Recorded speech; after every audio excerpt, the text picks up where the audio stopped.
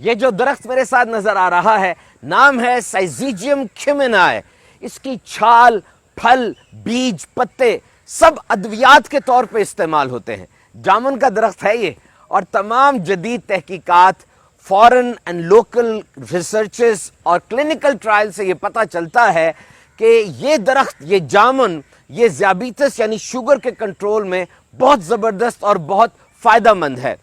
اور بالخصوص شوگر میں جو پیاس زیادہ لگتی ہے تو مسلسل اس پھل کا استعمال پیاس کو کم کرتا ہے، اور جو شوگر کے مریض کو زیادہ پیشاب آتا ہے اس کو بھی کنٹرول کرتا ہے. تو جامن کا پھل اگر کھایا جائے تو 30 منٹ میں، اور اگر اس کے بیجوں کو استعمال کیا جائے تو 24 گھنٹے میں خون کے اندر شوگر لیول کم ہونا شروع ہو جاتا ہے. بہرحال آپ کوئی بھی دوائی استعمال کریں یا کسی پھل سبزی کو دوائی کے طور پہ استعمال کریں تو لازمی ڈاکٹر سے مشورہ کر لیجئے، ایسا نہ ہو کہ شوگر لیول زیادہ ہی کم ہو جائے. تو یہ جامن لذیذ اور غذائیت سے بھرپور پھل، یہ برسات کا مہمان ہے جی، اور موسم برسات میں ہی رخصت ہو جاتا ہے. اس کا درخت بڑی تیزی سے بڑھتا ہے اور صرف 40 سال میں 100 فٹ تک اونچا ہو جاتا ہے. بہت سخت جان درخت ہے یہ، سیلابوں کا بھی مقابلہ کرتا ہے اور قحط کا بھی مقابلہ کرتا ہے، اور یہ واٹر پروف بھی ہوتا ہے کسی حد تک. اسی لیے کشتیوں کے پیندے جو ہوتے ہیں نیچے والا حصہ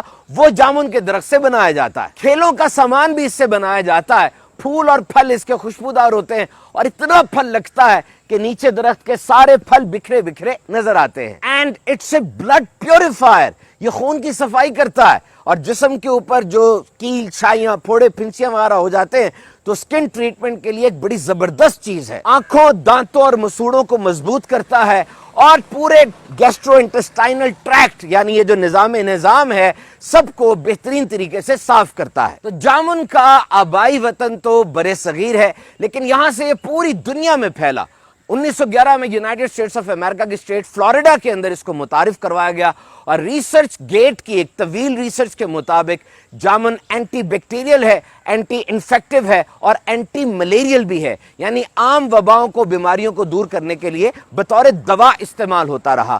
جامن کے درخت کے جو پتے ہوتے ہیں اس کے اوپر ریشم کے کیڑے بھی پالے جاتے ہیں. تو جامن ایک موسمی پھل ہے، اور جتنے بھی سیزنل فروٹس اور ویجیٹیبلز ہوتے ہیں ان میں قدرتی طور پہ یہ صلاحیت ہوتی ہے کہ وہ اس موسم کی بیماریوں سے نہ صرف بچاتے ہیں بلکہ جسم کی قوت مدافعت یعنی جسم کی امیونٹی پاور کو بھی بڑھاتے ہیں.